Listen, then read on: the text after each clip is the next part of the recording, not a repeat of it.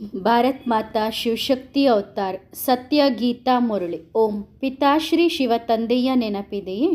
ಮುರಳಿಯ ದಿನಾಂಕ 13/1/2026. ಪ್ರಾತಃ class. Revise course 7/9/1968. ಓಂ ನಮಃ ಶಿವಾಯ. ಪವಿತ್ರ ಮಕ್ಕಳೇ, ನಿಮಗೆ ಪವಿತ್ರರಾಗುವ ಶಿಕ್ಷಣ ಸಿಗುತ್ತದೆ. ಈ ಕಾಮವಿಕಾರವೇ ಅತಿ ದೊಡ್ಡ ಶತ್ರುವಾಗಿದೆ. ನಮಗೆ ವಿಶ್ವದ ಮಾಲೀಕತನದ ಬಹುಮಾನ ಸಿಗುತ್ತದೆ ಎಂದು ನಿಮಗೆ ಗೊತ್ತಿದೆ. ಇದಕ್ಕಾಗಿ ಒಂದು ಜನ್ಮ ಪವಿತ್ರವಾಗಿದ್ದರೆ ಏನು ನಷ್ಟವಿದೆ? ಓಂ ನಮಃ ಶಿವಾಯ. ಆತ್ಮಿಕ ಮಕ್ಕಳಿಗೆ ಗೊತ್ತಿದೆ ಇವರುಗಳ ಹೆಸರೇನು? ಬ್ರಾಹ್ಮಣರು. ಮಕ್ಕಳು ಬಹಳಷ್ಟು ಇದ್ದಾರೆ. ಇದರಿಂದ ಸಿದ್ಧವಾಗುತ್ತದೆ ಇವರು ದತ್ತು ಮಕ್ಕಳಾಗಿದ್ದಾರೆ ಎಂದು. ಏಕೆಂದರೆ ಒಬ್ಬ ತಂದೆಯ ಮಕ್ಕಳಾಗಿದ್ದಾರೆಂದ ಮೇಲೆ ಅವಶ್ಯವಾಗಿ ದತ್ತು ಮಕ್ಕಳೇ ಆಗಿರುತ್ತಾರೆ. ನೀವು ಬ್ರಹ್ಮನ ಮಕ್ಕಳೇ ದತ್ತು ಮಕ್ಕಳಾಗಿದ್ದೀರಿ. ಬಹಳಷ್ಟು ಮಕ್ಕಳಿದ್ದಾರೆ. ಪ್ರಜಾಪಿತ ಬ್ರಹ್ಮನಿಗೆ ಬಹಳಷ್ಟು ಮಕ್ಕಳಿದ್ದಾರೆ ಮತ್ತು ಪರಮಪಿತ ಪರಮಾತ್ಮ ಶಿವನಿಗೂ ಮಕ್ಕಳಿದ್ದಾರೆ. ಆದ್ದರಿಂದ ಅವಶ್ಯವಾಗಿ ಇವರುಗಳ ಪರಸ್ಪರ ಸಂಬಂಧ ಇದೆ. ಪ್ರಜಾಪಿತ ಬ್ರಹ್ಮ ಮತ್ತು ಪರಮಪಿತ ಶಿವನಿಗೆ ಸಂಬಂಧವಿದೆ. ಏಕೆಂದರೆ ಅವರಿಗೆ ಆತ್ಮಿಕ ಮಕ್ಕಳಿದ್ದಾರೆ. ಅಂದರೆ ಶಿವಬಾಬನಿಗೆ ಆತ್ಮಿಕ ಮಕ್ಕಳಿದ್ದಾರೆ ಮತ್ತು ಇವರಿಗೆ ಸಾಕಾರದಲ್ಲಿ, ಬ್ರಹ್ಮನಿಗೆ ಸಾಕಾರದಲ್ಲಿ ಶಾರೀರಿಕ ಬ್ರಾಹ್ಮಣ ಮಕ್ಕಳಿದ್ದಾರೆ. ಒಂದು ವೇಳೆ ಅವರ ಮಕ್ಕಳಾಗಿದ್ದರೆ ಪರಸ್ಪರ ಅಣ್ಣ ತಮ್ಮಂದಿರಾಗಿದ್ದಾರೆ. ಪ್ರಜಾಪಿತ ಬ್ರಹ್ಮನ ಸಾಕಾರ ಸಹೋದರ ಸಹೋದರಿಯರಾಗುತ್ತಾರೆ. ಅಣ್ಣ ತಂಗಿಯರ ವಿಕಾರಿ ಸಂಬಂಧ ಎಂದಿಗೂ ಇರುವುದಿಲ್ಲ. ನಿಮ್ಮ ವಿಷಯದಲ್ಲಿ ಈ ಮಾತು ಕೇಳಿ ಬರುತ್ತದೆ ಅಲ್ಲವೇ? ಇವರು ಎಲ್ಲರನ್ನೂ ಅಣ್ಣ ತಂಗಿಯರನ್ನಾಗಿ ಮಾಡುತ್ತಾರೆ ಎಂದು. ಆದರೆ ಯಾರು ಮಾಡುತ್ತಾರೆ? ಇವರು ಬಹಳಷ್ಟು ಜನರಿದ್ದಾರೆ. ಇದರಿಂದ ಸಿದ್ಧವಾಗುತ್ತದೆ ಶುದ್ಧ ಸಂಬಂಧವಿರಲಿ, ವಿಕಾರಿ ದೃಷ್ಟಿ ಹೋಗಬಾರದು ಎಂದು ಪರಮಪಿತ ಪರಮಾತ್ಮನೇ ಬಂದು ಅವರನ್ನು ಸಹೋದರ ಸಹೋದರಿಯರನ್ನಾಗಿ ಮಾಡುತ್ತಾರೆ. ಕೇವಲ ಈ ಜನ್ಮದಲ್ಲಿ ಈ ದೃಷ್ಟಿ ಪಕ್ವವಾದರೆ, ಅಂದರೆ ಪವಿತ್ರ ದೃಷ್ಟಿ ಪಕ್ವವಾದರೆ ಮುಂದೆಂದೂ ವಿಕಾರಿ ದೃಷ್ಟಿಯಾಗುವುದಿಲ್ಲ. ಹಾಗಂತ ಅಲ್ಲಿ, ಅಂದರೆ ಸತ್ಯಯುಗದಲ್ಲಿ ಅಣ್ಣ ತಂಗಿ ಎಂದು ಭಾವಿಸುತ್ತಾರೆ ಎಂದಲ್ಲ. ಅಲ್ಲಿ ಮಹಾರಾಜ ಮಹಾರಾಣಿಯರು ಹೇಗಿರುತ್ತಾರೋ ಹಾಗೆಯೇ ಇರುತ್ತಾರೆ. ಈಗ ನೀವು ಮಕ್ಕಳಿಗೆ ಅರ್ಥವಾಗುತ್ತದೆ, ನಾವು ಪುರುಷೋತ್ತಮ ಸಂಗಮ ಯುಗದಲ್ಲಿದ್ದೇವೆ. ನಾವೆಲ್ಲರೂ ಸಹೋದರ ಸಹೋದರಿಯರಾಗಿದ್ದೇವೆ. ಪ್ರಜಾಪಿತ ಬ್ರಹ್ಮ ಎಂಬ ಹೆಸರು ಇದೆ ಅಲ್ಲವೇ? ಪ್ರಜಾಪಿತ ಬ್ರಹ್ಮ ಯಾವಾಗ ಆಗಿದ್ದರು ಎಂದು ಜಗತ್ತಿಗೆ ಗೊತ್ತಿಲ್ಲ. ನೀವು ಇಲ್ಲಿ ಕುಳಿತಿದ್ದೀರಿ. ನಿಮಗೆ ಗೊತ್ತಿದೆ ನಾವು ಪುರುಷೋತ್ತಮ ಸಂಗಮಯುಗಿ ಬ್ರಹ್ಮನ ಸಂತಾನರಾಗಿದ್ದೇವೆ. ಈಗ ಇದನ್ನು ಧರ್ಮ ಎಂದು ಕರೆಯುವುದಿಲ್ಲ. ಕುಲದ ಸ್ಥಾಪನೆಯಾಗುತ್ತಿದೆ. ನೀವು ಬ್ರಾಹ್ಮಣ ಕುಲದವರು. ನಾವು ಅವಶ್ಯವಾಗಿ ಒಬ್ಬ ಪ್ರಜಾಪಿತ ಬ್ರಹ್ಮನ ಸಂತಾನರಾಗಿದ್ದೇವೆ ಎಂದು ನೀವು ಹೇಳಬಹುದು. ಇದು ಹೊಸ ಮಾತಾಗಿದೆ ಅಲ್ಲವೇ? ಆದ್ದರಿಂದ ಇದನ್ನು ತಿಳಿಸಿಕೊಡಬೇಕಾಗುತ್ತದೆ. ನಾವೆಲ್ಲರೂ ಬ್ರಹ್ಮನ ಮಕ್ಕಳು, ಸಹೋದರ ಸಹೋದರಿಯರಾಗಿದ್ದೇವೆ ಎಂದು ನೀವು ತಿಳಿಸುತ್ತೀರಿ. ಇಲ್ಲಿ ವಾಸ್ತವದಲ್ಲಿ ನಾವೆಲ್ಲರೂ ಸಹೋದರರು. ಯಾವಾಗ ನಾವೆಲ್ಲರೂ ಆತ್ಮಗಳಾಗಿರುತ್ತೇವೆಯೋ ಆಗ ಸಹೋದರರು. ಒಬ್ಬ ತಂದೆಯ ಮಕ್ಕಳಾಗಿದ್ದಾರೆ. ಅವರಿಗೆ ದತ್ತು ಮಕ್ಕಳೆಂದು ಹೇಳುವುದಿಲ್ಲ. ನಾವು ಆತ್ಮಗಳು ಅವರ ಸಂತಾನರಾಗಿರುವುದು ಅನಾದಿಯಾಗಿದೆ. ಆ ಪರಮಪಿತ ಪರಮಾತ್ಮ ಸುಪ್ರೀಂ ತಂದೆಯಾಗಿದ್ದಾರೆ ಮತ್ತು ಯಾರನ್ನೂ ಸುಪ್ರೀಂ ಎನ್ನುವ ಅಕ್ಷರದಿಂದ ಕರೆಯುವುದಿಲ್ಲ. ಪರಮಾತ್ಮನಿಗೆ ಮಾತ್ರ ಸುಪ್ರೀಂ ಎಂದು ಹೇಳಲಾಗುತ್ತದೆ. ಎಲ್ಲರಲ್ಲೂ ಪವಿತ್ರತೆ ಇದೆ ಎಂದು ಹೇಳಲಾಗುವುದಿಲ್ಲ. ಈ ಸಂಗಮದಲ್ಲಿ ಪವಿತ್ರತೆಯನ್ನು ಕಲಿಯುತ್ತಾರೆ. ನಾವು ಪುರುಷೋತ್ತಮ ಸಂಗಮ ಯುಗದ ನಿವಾಸಿಗಳಾಗಿದ್ದೇವೆ ಎಂದು ನಿಮಗೆ ಗೊತ್ತಿದೆ. ಕಲಿಯುಗದ ನಿವಾಸಿಗಳು ಸತ್ಯಯುಗದ ನಿವಾಸಿಗಳು ಎಂದು ಹೇಳಲಾಗುತ್ತದೆ ಅಲ್ಲವೇ? ಸತ್ಯಯುಗ ಕಲಿಯುಗವನ್ನು ಬಹಳಷ್ಟು ಜನ ತಿಳಿದುಕೊಂಡಿದ್ದಾರೆ. ಆದರೆ ವಿಶಾಲ ಬುದ್ಧಿ ಇದ್ದರೆ ಆಗ ಕಲಿಯುಗ ಮತ್ತು ಸತ್ಯಯುಗದ ನಡುವಿನ ಸಮಯವನ್ನು ಸಂಗಮ ಎಂದು ಕರೆಯಲಾಗುತ್ತದೆ ಎಂದು ಅರ್ಥ ಮಾಡಿಕೊಳ್ಳುತ್ತಾರೆ. ಶಾಸ್ತ್ರಗಳಲ್ಲಿ ಮತ್ತೆ ಯುಗ ಯುಗದಲ್ಲಿ ಎಂದು ಹೇಳಿದ್ದಾರೆ. ಒಂದೊಂದು ಯುಗದ ನಂತರ ಅವತಾರ ತೆಗೆದುಕೊಳ್ಳುತ್ತಾರೆ ಎಂದು ತಂದೆ ತಿಳಿಸುತ್ತಾರೆ. ನಾನು ಯುಗ ಯುಗಕ್ಕೂ ಬರುವುದಿಲ್ಲ, ಆದರೆ ಪುರುಷೋತ್ತಮ ಸಂಗಮ ಯುಗದಲ್ಲಿ ಬರುತ್ತೇನೆ. ನಾವು ಪುರುಷೋತ್ತಮ ಸಂಗಮಯುಗಿ ಬ್ರಹ್ಮನ ಮಕ್ಕಳಾಗಿದ್ದೇವೆ ಎಂದು ನೀವು ಮಕ್ಕಳ ಬುದ್ಧಿಯಲ್ಲಿಯೂ ಇರಬೇಕು. ಸತ್ಯಯುಗದಲ್ಲಿಯೂ ಇಲ್ಲ, ಕಲಿಯುಗದಲ್ಲಿಯೂ ನಾವು ಇಲ್ಲ. ಸಂಗಮ ಯುಗದ ನಂತರ ಅವಶ್ಯವಾಗಿ ಸತ್ಯಯುಗ ಬರುತ್ತದೆ. ನೀವೀಗ ಸತ್ಯಯುಗಕ್ಕೆ ಹೋಗಲು ಪುರುಷಾರ್ಥ ಮಾಡುತ್ತಿದ್ದೀರಿ. ಅಲ್ಲಿ ಪವಿತ್ರತೆ ಇಲ್ಲದೆ ಯಾರೂ ಹೋಗಲು ಸಾಧ್ಯವಿಲ್ಲ. ಈ ಸಮಯದಲ್ಲಿ ನೀವು ಪವಿತ್ರರಾಗಲು ಪುರುಷಾರ್ಥಿಗಳಾಗಿದ್ದೀರಿ. ಎಲ್ಲರೂ ಪವಿತ್ರರಾಗಿಲ್ಲ. ಕೆಲವರು ಪತಿತರೂ ಆಗಿರುತ್ತಾರೆ. ನಡೆಯುತ್ತಾ ನಡೆಯುತ್ತಾ ಬಿದ್ದು ಬಿಡುತ್ತಾರೆ. ಆಗ ಕದ್ದು ಮುಚ್ಚಿ ಬಂದು ಅಮೃತ ಕುಡಿಯುತ್ತಾರೆ, ಅಂದರೆ ಜ್ಞಾನವನ್ನು ಕೇಳುತ್ತಾರೆ. ವಾಸ್ತವದಲ್ಲಿ ಯಾರು ಅಮೃತವನ್ನು ಬಿಟ್ಟು ವಿಷವನ್ನು ತಿನ್ನುತ್ತಾರೋ ಅವರನ್ನು ಸಭೆಗೆ ಬರಲು ಬಿಡುವುದಿಲ್ಲ. ಆದರೆ ಇದೂ ಸಹ ಗಾಯನವಿದೆ. ಯಾವಾಗ ಅಮೃತವನ್ನು ಹಂಚಲಾಗುತ್ತಿತ್ತೋ ಆಗ ವಿಕಾರಿ ಅಸುರರು ಕದ್ದು ಮುಚ್ಚಿ ಬಂದು ಕುಳಿತುಕೊಳ್ಳುತ್ತಿದ್ದರು. ಇಂದ್ರನ ಸಭೆಯಲ್ಲಿ ಯಾರು ಅಪವಿತ್ರರು ಬಂದು ಕುಳಿತರು ಎಂದು ಹೇಳುತ್ತಾರೆ.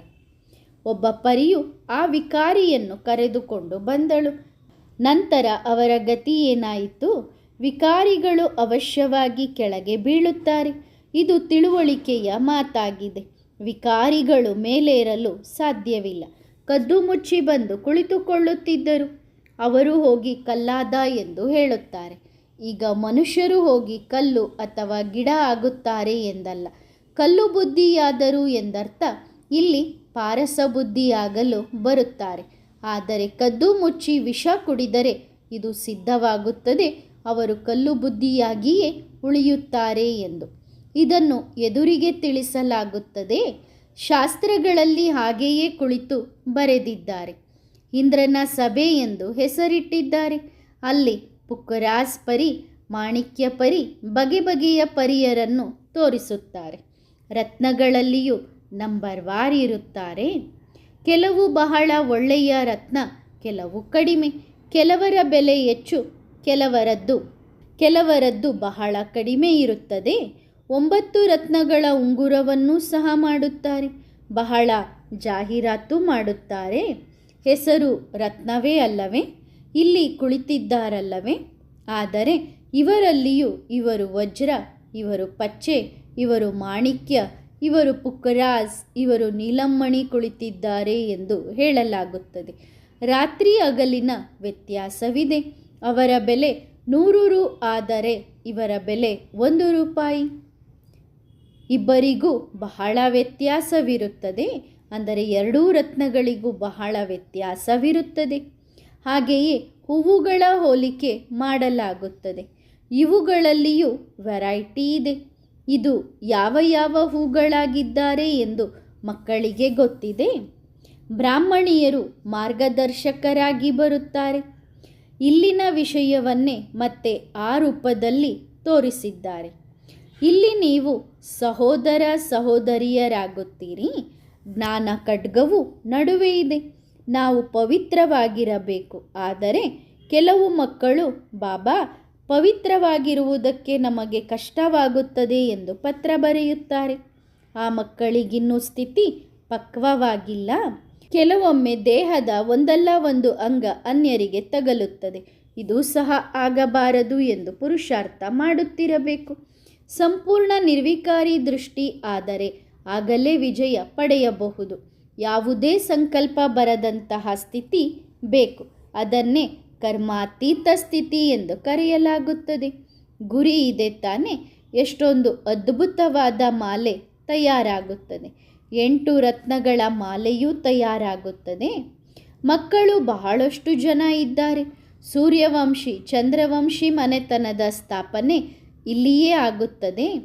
ಅವರೆಲ್ಲರನ್ನೂ ಸೇರಿಸಿ ಫುಲ್ ಪಾಸ್ ಸ್ಕಾಲರ್ಶಿಪ್ ತೆಗೆದುಕೊಳ್ಳುವ ರತ್ನಗಳು 8 ಜನ ಮಾತ್ರ ಪಾಸಾಗಿ ಹೊರಬರುತ್ತಾರೆ. ಈ 8 ರತ್ನಗಳ ಮಧ್ಯದಲ್ಲಿ ನಡುವೆ ವಜ್ರ ಶಿವಬಾಬನನ್ನು ತೋರಿಸುತ್ತಾರೆ. ಯಾರು ಇಂತಹ ರತ್ನಗಳನ್ನು ತಯಾರು ಮಾಡಿದ್ದಾರೋ ಅವರನ್ನು ತೋರಿಸುತ್ತಾರೆ. ಯಾರಿಗಾದರೂ ಗ್ರಹಚಾರ ಬಂದರೂ ಸಹ 8 ರತ್ನಗಳ ಉಂಗುರವನ್ನು ಅಥವಾ ಮಾಲೆಯನ್ನು ಧರಿಸುತ್ತಾರೆ. ಈ ಸಮಯದಲ್ಲಿ ಭಾರತದ ಮೇಲೆ ರಾಹುವಿನ ಗ್ರಹಚಾರವಿದೆ. ಮೊದಲು ಬೃಹಸ್ಪತಿಯ ಅರ್ಥಾತ್ ಗುರುವಿನ ದಶೆ ಇತ್ತು. ನೀವು ಸತ್ಯಯುಗಿ ದೇವಿ ದೇವತೆಗಳಾಗಿದ್ದೀರಿ. ವಿಶ್ವದ ಮೇಲೆ ರಾಜ್ಯಭಾರ ಮಾಡುತ್ತಿದ್ದೀರಿ. ನಂತರ ರಾಹುವಿನ ದಶೆ ಕುಳಿತುಕೊಂಡಿತು. ಅದರಿಂದ ನಾವು ಕವಡೆ ಸಮಾನರಾಗಿದ್ದೇವೆ. ಇದನ್ನು ಪ್ರತಿಯೊಬ್ಬರೂ ಅರ್ಥ ಮಾಡಿಕೊಳ್ಳಬಹುದು. ಇದರಲ್ಲಿ ಹೆದರುವ ಮಾತೇ ಇಲ್ಲ. ಈ ಪರೀಕ್ಷೆಯಲ್ಲಿ ನಾವು ಪಾಸಾಗುತ್ತೇವೆಯೇ ಎಂದು ಗುರುಗಳು ಮುಂತಾದವರ ಬಳಿ ಕೇಳುತ್ತಾರೆ ಅಲ್ಲವೇ? ಇಲ್ಲಿಯೂ ಬಾಬಾರವರಲ್ಲಿ ಕೇಳುತ್ತಾರೆ, ನಾವು ಪಾಸಾಗುತ್ತೇವೆಯೇ? ಇದೇ ರೀತಿ ಪುರುಷಾರ್ಥ ನಡೆಯುತ್ತಿದ್ದರೆ ಏಕೆ ಪಾಸಾಗುವುದಿಲ್ಲ ಎಂದು ಹೇಳುತ್ತೇನೆ. ಆದರೆ ಮಾಯೆ ಬಹಳ ಪ್ರಬಲವಾಗಿದೆ. ಬಿರುಗಾಳಿಯಲ್ಲಿ ತಂದು ಹಾಕುತ್ತದೆ. ಈ ಸಮಯದವರೆಗೆ ಸರಿಯಾಗಿದ್ದೀರಿ. ಮುಂದೆ ಹೋಗುತ್ತಾ ಬಿರುಗಾಳಿಗಳು ಬಹಳ ಬಂದರೆ, ಈಗ ನೀವು ಯುದ್ಧದ ಮೈದಾನದಲ್ಲಿದ್ದೀರಿ, ಆಗ ನಾವು ಗ್ಯಾರಂಟಿ ಕೊಡಬಹುದು. ಹಿಂದೆ ಮಾಲೆಯನ್ನು ಮಾಡುತ್ತಿದ್ದೆವು. ಯಾರನ್ನು 2, 3ನೇ ನಂಬರ್ನಲ್ಲಿ ಇಡುತ್ತಿದ್ದೆವೋ ಅವರೀಗ ಇಲ್ಲ, ಸಂಪೂರ್ಣ ಮುಳ್ಳಾಗಿ ಬಿಟ್ಟರು. ಅದಕ್ಕೆ ತಂದೆ ಹೇಳಿದ್ದಾರೆ, ಬ್ರಾಹ್ಮಣರ ಮಾಲೆ ತಯಾರಾಗುವುದಿಲ್ಲ. ಯುದ್ಧದ ಮೈದಾನದಲ್ಲಿದ್ದಾರೆ ಅಲ್ಲವೇ? ಇಂದು ಬ್ರಾಹ್ಮಣರಾಗಿರುವವರು ನಾಳೆ ಶೂದ್ರರಾಗುತ್ತಾರೆ. ವಿಕಾರಕ್ಕೆ ಹೋದರು ಎಂದರೆ ಶೂದ್ರರಾದರು. ರಾಹುವಿನ ದಶೆ ಕುಳಿತು ಬಿಟ್ಟಿತು. ಬೃಹಸ್ಪತಿಯ ದಶೆಗಾಗಿ ಪುರುಷಾರ್ಥ ಮಾಡುತ್ತಿದ್ದರು. ವೃಕ್ಷಪತಿ ತಂದೆ ಓದಿಸುತ್ತಿದ್ದರು.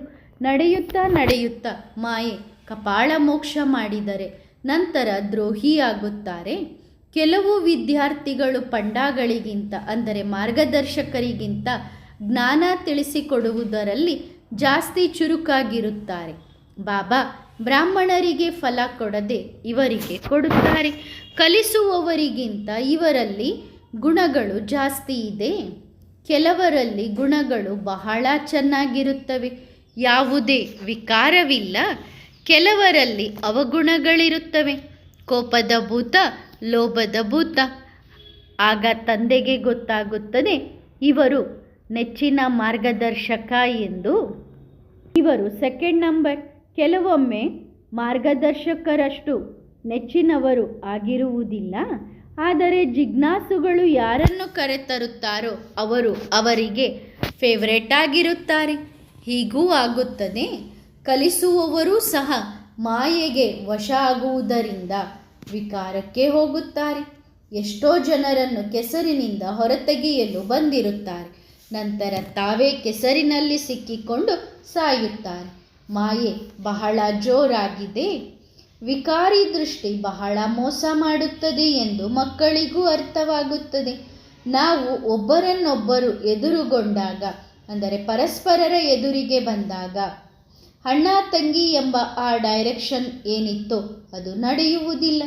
ವಿಕಾರಿ ದೃಷ್ಟಿಯ ಬದಲಾಗಿ ನಿರ್ವಿಕಾರಿ ದೃಷ್ಟಿ ಆಗುತ್ತದೆ. ಯಾವಾಗ ವಿಕಾರಿ ದೃಷ್ಟಿ ಮುರಿದು ಪಕ್ಕಾ ನಿರ್ವಿಕಾರಿ ದೃಷ್ಟಿ ಆಗುತ್ತದೆಯೋ ಅದನ್ನೇ ಕರ್ಮಾತೀತ ಸ್ಥಿತಿ ಎಂದು ಕರೆಯಲಾಗುತ್ತದೆ. ಇಷ್ಟರ ಮಟ್ಟಿಗೆ ನಿಮ್ಮನ್ನು ನೀವು ಚೆಕ್ ಮಾಡಿಕೊಳ್ಳಬೇಕು. ಒಟ್ಟಿಗೆ ಇದ್ದರೂ ನಿದ್ದೆಯಲ್ಲಿಯೂ ವಿಕಾರಿ ದೃಷ್ಟಿ ಬರಬಾರದು. ಬೇಕಿದ್ದರೆ ಒಟ್ಟಿಗೆ ಮಲಗಿರಲಿ, ಆದರೆ ನಡುವೆ ಸಹೋದರ ಸಹೋದರಿ ಎಂಬ ಜ್ಞಾನ ಖಡ್ಗವಿರುತ್ತದೆ. ಇದರ ಬಗ್ಗೆ ಒಂದು ಕಥೆಯೂ ಇದೆ. ಒಬ್ಬ ಕುಮಾರಿ ಮಡಿಕೆಯಲ್ಲಿ ನೀರು ತುಂಬಲು ಹೋಗುತ್ತಿದ್ದಳು. ಅಲ್ಲಿ ಒಬ್ಬ ಕುಮಾರನಿಗೆ ಹೇಳಿದಳು, ಈ ಮಡಿಕೆಯನ್ನು ನನ್ನ ತಲೆಯ ಮೇಲೆ ಎತ್ತಿಡು.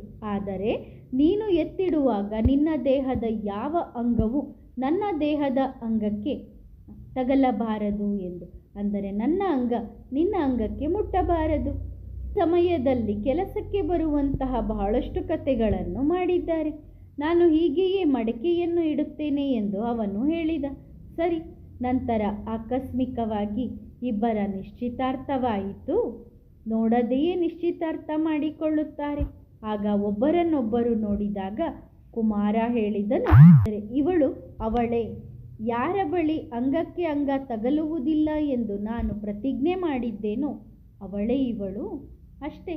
ಆ ಪ್ರತಿಜ್ಞೆ ನೆನಪಿಗೆ ಬಂದಿದ್ದರಿಂದ ಬೇರೆ ಬೇರೆಯಾದರು. ಪ್ರತಿಜ್ಞೆಯ ಕತ್ತಿಯನ್ನು ನಡುವೆ ಇಟ್ಟರೂ ದೇಹದ ಅಂಗಾಂಗಗಳು ತಗಲಲಿಲ್ಲ. ಸ್ವಲ್ಪ ದಿನಗಳ ನಂತರ ತಂದೆ ತಾಯಿ ಕೇಳಿದರು. ಆಗ ಹೇಳಿದರು, ನಾವು ಪ್ರತಿಜ್ಞೆ ಮಾಡಿದೆವು, ನಮ್ಮ ದೇಹದ ಅಂಗ ನಿಮ್ಮ ದೇಹಕ್ಕೆ ತಗಲುವುದಿಲ್ಲ ಎಂದು. ಇಂತಹ ಯಾವುದೋ ಕತೆ ಇದೆ, ಇದು ಸಹ ಹಾಗೆಯೇ ಇದೆ ಅಲ್ಲವೇ? ಸ್ತ್ರೀ ಪುರುಷರು ಒಟ್ಟಿಗೆ ಇರುತ್ತಾರೆ, ದೇಹದ ಅಂಗಕ್ಕೆ ಅಂಗ ತಗಲಬಾರದು ಎಂದು. ಇಲ್ಲಿ ನಡುವೆ ಜ್ಞಾನ ಖಡ್ಗವಿದೆ, ಅಲ್ಲಿ ಅವರದ್ದು ಪ್ರತಿಜ್ಞೆಯ ಕತ್ತಿ ಇತ್ತು. ಹೀಗೆ ಎಲ್ಲೆಡೆಯೂ ಇರುತ್ತಾರೆ. ಒಂದು ರಾಜ್ಯದಿಂದ ಬಂದು ಇನ್ನೊಂದು ರಾಜ್ಯಕ್ಕೆ ಹೋಗಿ ಆಶ್ರಯ ಪಡೆಯುತ್ತಾರೆ. ನಂತರ ಆ ಜನರೂ ಸಹ ನೋಡುತ್ತಾರೆ, ಇವನು ನಮ್ಮ ಕೆಲಸದವನು ಎಂದು. ಆಗ ಆಶ್ರಯ ಕೊಡುತ್ತಾರೆ. ಹೀಗೆ ಬಹಳಷ್ಟು ದ್ರೋಹಿಗಳಾಗುತ್ತಾರೆ. ಏರೋಪ್ಲೇನ್ನಲ್ಲಿ ಕುಳಿತು ಏರೋಪ್ಲೇನ್ ಸಹಿತ ಹೋಗಿ ಬೇರೆ ರಾಜ್ಯದಲ್ಲಿ ಕುಳಿತುಕೊಳ್ಳುತ್ತಾರೆ. ನಂತರ ಆ ಜನರು ಏರೋಪ್ಲೇನ್ ವಾಪಸ್ ಪಡೆದುಕೊಳ್ಳುತ್ತಾರೆ. ಅವರಿಗೆ ಆಶ್ರಯ ಕೊಡುತ್ತಾರೆ. ಏರೋಪ್ಲೇನ್ಗೆ ಆಶ್ರಯ ಕೊಡುವುದಿಲ್ಲ, ಅದು ಅವರ ಪ್ರಾಪರ್ಟಿ. ಅವರ ವಸ್ತುಗಳನ್ನು ಅವರಿಂದ ವಾಪಸ್ ಪಡೆದುಕೊಳ್ಳುತ್ತಾರೆ. ಬಾಕಿ ಮನುಷ್ಯರಿಗೆ ಆಶ್ರಯ ಕೊಡುತ್ತಾರೆ. ಈಗ ನೀವು ತಂದೆಯ ಬಳಿ ಆಶ್ರಯ ಪಡೆದಿದ್ದೀರಿ, ನಮ್ಮ ಮರ್ಯಾದೆ ಕಾಪಾಡು ಎಂದು ಹೇಳುತ್ತೀರಿ. ದ್ರೌಪದಿಯು ಕೂಗಿಕೊಂಡಳು ಅಲ್ಲವೇ, ನಮ್ಮನ್ನು ಪತಿತರನ್ನಾಗಿ ಮಾಡುತ್ತಾರೆ ಎಂದು. ಪತಿತರಾಗುವುದರಿಂದ ಕಾಪಾಡು. ಸತ್ಯಯುಗದಲ್ಲಿ ಎಂದಿಗೂ ಪತಿತರಾಗುವುದಿಲ್ಲ. ಅವರನ್ನು ಸಂಪೂರ್ಣ ನಿರ್ವಿಕಾರಿ ಎಂದು ಕರೆಯುತ್ತಾರೆ. ಚಿಕ್ಕ ಮಕ್ಕಳು ನಿರ್ವಿಕಾರಿಗಳೇ ಆಗಿರುತ್ತಾರೆ. ಗೃಹಸ್ಥ ವ್ಯವಹಾರದಲ್ಲಿದ್ದುಕೊಂಡು ಸಂಪೂರ್ಣ ನಿರ್ವಿಕಾರಿಗಳಾಗಿರುತ್ತಾರೆ. ಸ್ತ್ರೀ ಪುರುಷರಾದರೂ ಸಹ ನಿರ್ವಿಕಾರಿಗಳು. ಆದ್ದರಿಂದ ನರನಿಂದ ನಾರಾಯಣ, ನಾರಿಯಿಂದ ಲಕ್ಷ್ಮಿ ಎಂದು ಹೇಳುತ್ತಾರೆ. ಅದು ಇರುವುದೇ ನಿರ್ವಿಕಾರಿ ಪ್ರಪಂಚ. ಏಕೆಂದರೆ ಅಲ್ಲಿ ರಾವಣನ ರಾಜ್ಯವೇ ಇಲ್ಲ. ಅದನ್ನು ರಾಮರಾಜ್ಯ ಎಂದು ಕರೆಯಲಾಗುತ್ತದೆ. ರಾಮ ಎಂದು ಶಿವಬಾಬಾರವರಿಗೆ ಹೇಳಲಾಗುತ್ತದೆ. ರಾಮ ರಾಮ ಎಂದು ಜಪಿಸುವುದರ ಅರ್ಥವೇ ತಂದೆಯನ್ನು ನೆನಪು ಮಾಡುವುದಾಗಿದೆ. ರಾಮ ರಾಮ ಎಂದು ಹೇಳುವಾಗ ಬುದ್ಧಿಯಲ್ಲಿ ನಿರಾಕಾರನನ್ನೇ ಇಟ್ಟುಕೊಂಡಿರುತ್ತಾರೆ. ರಾಮ ರಾಮ ಎನ್ನುತ್ತಾರೆ, ಸೀತೆಯನ್ನು ಬಿಟ್ಟು ಬಿಡುತ್ತಾರೆ. ಹಾಗೆಯೇ ಕೃಷ್ಣನ ಹೆಸರು ಹೇಳುತ್ತಾರೆ, ರಾಧೆಯನ್ನು ಬಿಟ್ಟು ಬಿಡುತ್ತಾರೆ. ಇಲ್ಲಿ ತಂದೆ ಒಬ್ಬರೇ ಆಗಿದ್ದಾರೆ, ನನ್ನೊಬ್ಬನನ್ನೇ ನೆನಪು ಮಾಡಿ ಎಂದು ಅವರು ಹೇಳುತ್ತಾರೆ. ಕೃಷ್ಣನನ್ನು ಪತಿತ ಪಾವನ ಎಂದು ಕರೆಯುವುದಿಲ್ಲ. ಪೂಜಾರಿಗಳಿಗಂತೂ ಏನೂ ಗೊತ್ತಿಲ್ಲ. ಬಾಲ್ಯದಲ್ಲಿ ರಾಧೆ ಕೃಷ್ಣ ಅಣ್ಣ ತಂಗಿಯೂ ಆಗಿರಲಿಲ್ಲ, ಬೇರೆ ಬೇರೆ ರಾಜ್ಯದವರಾಗಿದ್ದರು. ಮಕ್ಕಳು ಶುದ್ಧವಾಗಿರುತ್ತಾರೆ. ಮಕ್ಕಳು ಹೂವಿನ ಸಮಾನ ಎಂದು ಬಾಬಾ ಕೂಡ ಹೇಳುತ್ತಾರೆ. ಇವರಲ್ಲಿ ವಿಕಾರಿ ದೃಷ್ಟಿ ಇರುವುದಿಲ್ಲ. ದೊಡ್ಡವರಾದಾಗ ವಿಕಾರಿ ದೃಷ್ಟಿ ಹೋಗುತ್ತದೆ. ಆದ್ದರಿಂದ ಬಾಲಕ ಮತ್ತು ಮಹಾತ್ಮರನ್ನು ಸಮಾನ ಎಂದು ಹೇಳುತ್ತಾರೆ. ಇನ್ನೂ ಹೇಳಬೇಕೆಂದರೆ ಮಗು ಮಹಾತ್ಮನಿಗಿಂತಲೂ ಶ್ರೇಷ್ಠ. ಮಹಾತ್ಮನಿಗಾದರೂ ತಾನು ಭ್ರಷ್ಟಾಚಾರದಿಂದ ಹುಟ್ಟಿದ್ದೇನೆ ಎಂದು ಗೊತ್ತಿರುತ್ತದೆ, ಅಂದರೆ ವಿಕಾರದಿಂದ ಜನ್ಮ ಪಡೆದಿದ್ದೇನೆ ಎಂದು ಗೊತ್ತಿರುತ್ತದೆ. ಚಿಕ್ಕ ಮಗುವಿಗೆ ಇದು ಗೊತ್ತಿರುವುದಿಲ್ಲ. ಈ ಎಲ್ಲ ಮಾತುಗಳನ್ನು ತಂದೆ ನಾವು ಮಕ್ಕಳಿಗೆ ಅರ್ಥ ಮಾಡಿಸುತ್ತಾರೆ. ತಂದೆಯ ಮಕ್ಕಳಾಗಿದ್ದೀರಿ ಮತ್ತು ಆಸ್ತಿಯಂತೂ ಇದ್ದೇ ಇದೆ. ಬೇಹದ್ದಿನ ತಂದೆಯ ಬೇಹದ್ದಿನ ಆಸ್ತಿ. ವಿಶ್ವದ ಮಾಲೀಕರಾಗುವುದು ನೀವು ವಿಶ್ವದ ರಾಜಧಾನಿಯ ಮಾಲೀಕರಾಗುತ್ತೀರಿ. ಇದು ನೆನ್ನೆಯ ಮಾತಾಗಿದೆ. ನೀವು ವಿಶ್ವದ ಮಾಲೀಕರಾಗಿದ್ದೀರಿ, ಈಗ ಮತ್ತೆ ಆಗುತ್ತಿದ್ದೀರಿ. ಇಷ್ಟೊಂದು ಪ್ರಾಪ್ತಿಯಾಗುವುದಿದೆ ಎಂದರೆ ಸ್ತ್ರೀ ಪುರುಷರು ಅಣ್ಣ ತಂಗಿಯಾಗಿ ಪವಿತ್ರವಾಗಿದ್ದರೆ ಏನು ದೊಡ್ಡ ಮಾತು? ಸ್ವಲ್ಪ ಪರಿಶ್ರಮವೂ ಬೇಕಲ್ಲವೇ? ಈಗ ನೀವು ಪೂಜಾರಿಯಿಂದ ಪೂಜ್ಯರಾಗುತ್ತಿದ್ದೀರಿ. 21 ಜನ್ಮ ಪೂಜ್ಯರು, ಮತ್ತೆ ನೀವೇ ಪೂಜಾರಿಗಳಾಗುತ್ತೀರಿ. 2 ಯುಗ ಪೂಜ್ಯ, 2 ಯುಗ ಪೂಜಾರಿ. ನೀವೇ ಎಲ್ಲರಿಗಿಂತ ಜಾಸ್ತಿ ಹಾಳಾಗಿದ್ದೀರಿ. ಅಂದರೆ ನಿಮ್ಮ ಕಲೆಗಳನ್ನು ಕಳೆದುಕೊಂಡಿದ್ದೀರಿ, ಶಕ್ತಿ ಕಳೆದುಕೊಂಡಿದ್ದೀರಿ. ಸತ್ಯಯುಗದಲ್ಲಿಯೂ ಮೊದಲು ನೀವೇ ಬರುತ್ತೀರಿ. ಅಲ್ಲಿ ಪೂಜ್ಯ ದೇವಿ ದೇವತೆಗಳು. ಮತ್ತೆ ರಾವಣನ ರಾಜ್ಯದಲ್ಲಿ ಪತಿತ ಪೂಜಾರಿಗಳಾಗುತ್ತಾರೆ. ಸ್ವರ್ಗಕ್ಕೂ ಹೋಗುತ್ತಾರೆ. ಆದರೆ ಸ್ವರ್ಗಕ್ಕೆ ಹೋಗುವುದು ಶಿಕ್ಷಣದ ಆಧಾರದ ಮೇಲಿದೆ.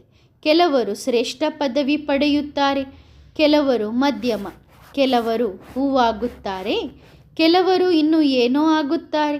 ತೋಟ ಇದೆಯಲ್ಲವೇ? ಮತ್ತೆ ಪದವಿಯನ್ನು ಹಾಗೆಯೇ ಪಡೆಯುತ್ತಾರೆ. ಅಂತಹ ಹೂವಾಗಲು ಚೆನ್ನಾಗಿ ಪುರುಷಾರ್ಥ ಮಾಡಬೇಕು. ಆದ್ದರಿಂದ ಬಾಬಾ ಕೂಡ ಮಕ್ಕಳಿಗೆ ತೋರಿಸಲು ಹೂವುಗಳನ್ನು ತರುತ್ತಾರೆ.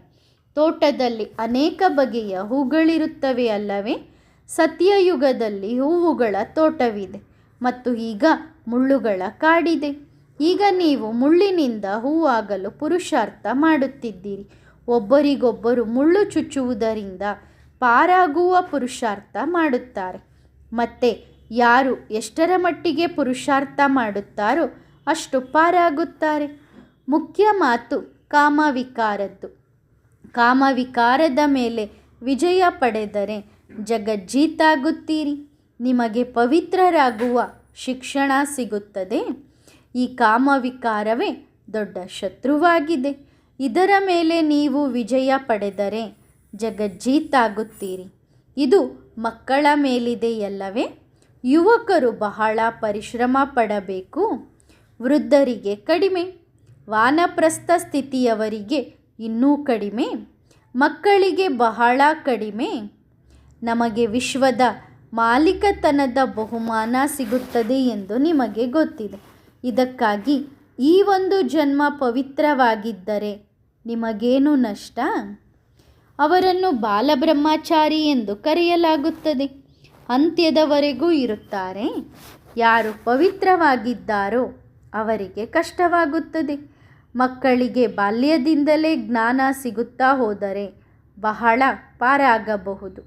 ಚಿಕ್ಕ ಮಕ್ಕಳು ಅಮಾಯಕರಾಗಿರುತ್ತಾರೆ.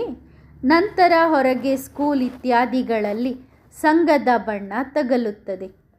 ಸಂಗತಾರೆ ಕುಸಂಗು ಬೋರೆ ಅಂದರೆ ಒಳ್ಳೆಯ ಸಂಘ ನಮ್ಮನ್ನು ತೇಲಿಸುತ್ತದೆ, ಕೆಟ್ಟ ಸಂಘ ನಮ್ಮನ್ನು ಮುಳುಗಿಸುತ್ತದೆ.